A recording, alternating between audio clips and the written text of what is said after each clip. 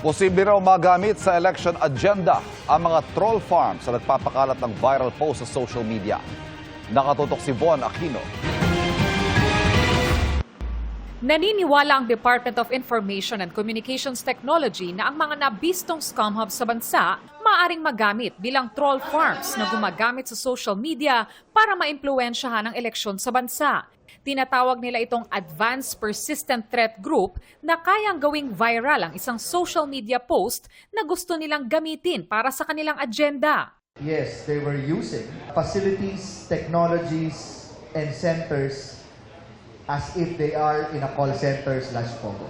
Now, whether or not some POGOs were involved is still a subject of investigation. Posible rin daw itong gamitin para magdulot ng kaguluhan. I'm not saying to support a particular candidate, kasi pag state-sponsored, di naman ganyan yan. But to sow discord, to sow chaos. Pag-awayin ba ang mga major political personalities, which is detrimental to also to our national security, because if we're a divided nation, then we'll have a divided messaging in the world.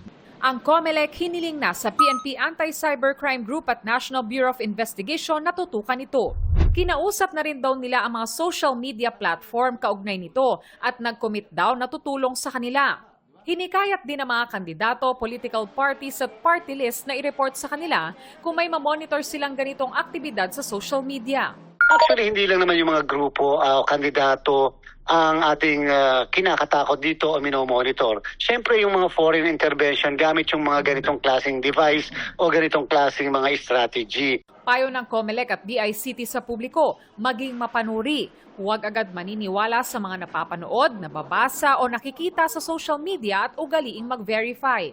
Para mabawasan na ang mga scam text messages, sabi ng DICT, kailangan ng pag-aralan ang pagtatanggal sa 2G, EDGE at GPRS signals ng cellular mobile telecommunications. Yung IMSI catchers, yung ginagamit ng mga POGOs in order to get your or extract your calls and your text and to be able to blast. It actually only works on a technology that's below 3G.